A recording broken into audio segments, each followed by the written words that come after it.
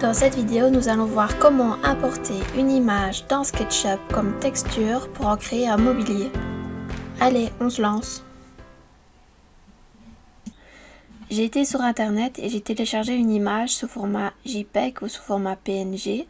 Donc quand vous êtes sur internet, vous choisissez un meuble.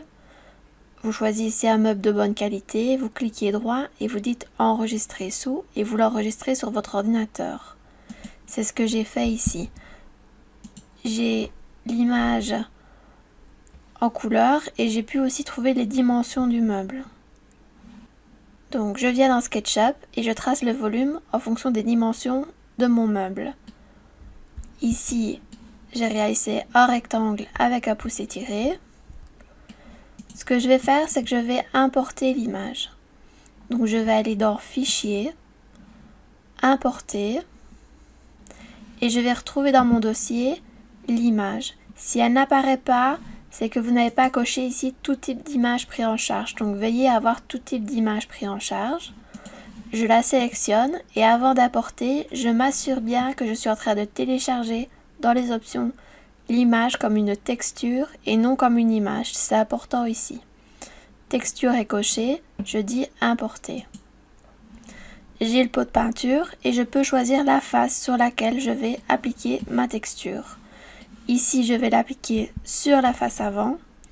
Je vais double-cliquer pour positionner la texture. On voit que la texture est positionnée sur la surface. Je passe à la scène 2 pour ceux qui ont téléchargé le fichier SketchUp. Alors, on va utiliser l'outil positionner la texture. Cette option, je dois sélectionner uniquement la face. Donc si par erreur j'utilise de sélectionner la face et les bords et que je clique droit, je n'ai pas l'option. Ici, je cherche position. Si je sélectionne uniquement la surface et que je fais un clic droit, je peux trouver texture, position. Donc c'est important de ne sélectionner que la face. Et vous voyez ici que j'ai une série de punaises. Ce que je vais devoir faire, c'est cliquer et relâcher sur la punaise et venir les placer à chaque coin de mon image. Je clique, je relâche et je zoome, je dézoome. Je fais pareil pour les 4 autres. Une fois que mes punaises sont positionnées sur l'image, cette fois-ci, je vais garder majuscule enfoncé et vous allez voir que le code couleur change. Si je relâche, c'est coloré. Si j'appuie sur majuscule, les punaises sont fixes. C'est-à-dire que maintenant, quand je vais cliquer et étirer, je vais pouvoir étirer tout en gardant le clic enfoncé et tout en gardant majuscule enfoncé. Si l'image n'est pas correcte, vous pouvez repositionner à nouveau, appuyer sur majuscule pour bloquer la position et repositionner. Quand vous avez fini, vous cliquez une fois dans le vide et la texture a été appliquée correctement. Si vous vous rendez compte que vous voulez encore changer la texture, rien ne vous empêche de faire un clic droit et vous avez à nouveau accès à texture position.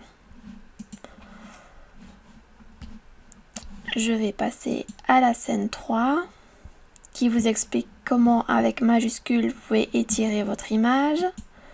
À la scène 4, je vais d'abord appliquer la texture ici sur le côté. Donc ce qui est important, regardez un peu ici, notre image elle a été téléchargée, elle est là, ça nous servira plus tard. Donc si je prends le pot de peinture ou le raccourci B au clavier, je vais pouvoir, soit avec ici l'échantillon, soit avec, regardez ici en bas, les informations qui me disent que si j'appuie sur Alt, je passe en mode échantillon. Donc je vais pas aller sur Alt, parce que pour le moment je suis en train d'avoir la couleur blanche par défaut.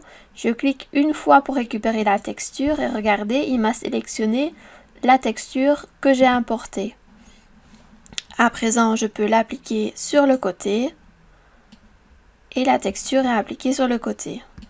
Ce que je vais faire, c'est faire les mêmes manipulations un clic droit, texture, position, et la punaise jaune et verte est bien positionnée. Il ne nous reste plus qu'à positionner la punaise bleue et rouge. Comme tout à l'heure, je clique, je relâche. Je clique, je relâche. Pour verrouiller la position, je garde majuscule enfoncée et je viens étirer au coin de mon volume. Une fois que j'ai fini, je clique dans le vide. Alors, si je refais la même manipulation, donc je prends la pipette ou j'utilise le raccourci Alt, je viens sélectionner la texture et je viens l'appliquer, regardez ce que ça fait. Moi, ce que je voudrais bien, c'est garder cette texture-là et rendre cette texture-là unique pour pouvoir l'appliquer aux autres faces de mon meuble. Donc, comment je vais m'y prendre? Je vais faire un clic droit sur l'image et cette fois-ci, je vais dire rendre la texture unique. Et regardez ici, j'ai une texture qui s'est ajoutée. C'est notre texture qui est une texture unique. Donc je vais pouvoir soit cliquer sur l'image, soit avec le pot de peinture et appuyer sur Alt, récupérer notre texture unique et venir l'appliquer sur les autres faces. Ici, je vois que j'ai un ajustement, clic droit, texture, position et je viens, hop, réajuster mon image. À présent, il me reste à rajouter des détails pour que mon meuble paraisse plus réaliste. Je vais commencer par réaliser un décalage.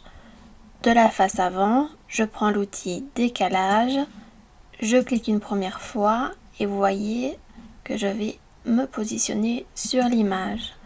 Je vais pouvoir faire un pouce étiré vers l'intérieur de la surface interne.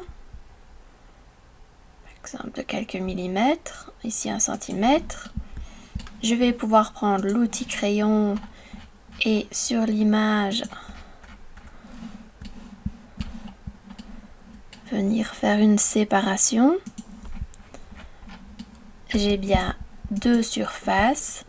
Je vais faire un pouce étiré d'une des surfaces et à nouveau refaire un décalage de la surface. Pouce étiré vers l'avant et ainsi de suite, vous continuez comme ça. Quand je prends les styles, si vous ne l'avez pas, vous faites un clic droit et vous venez cocher les styles, vous pouvez voir que votre dessin prend plus de réalisme.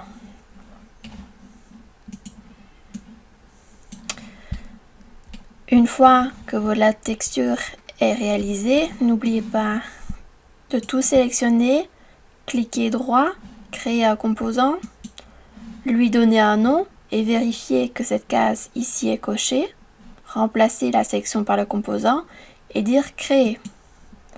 À présent, si vous allez dans vos composants, ici, voyez que votre meuble fait partie de votre bibliothèque et vous pouvez venir l'insérer en tant que composant dans vos futurs projets. Maintenant, c'est à vous de jouer.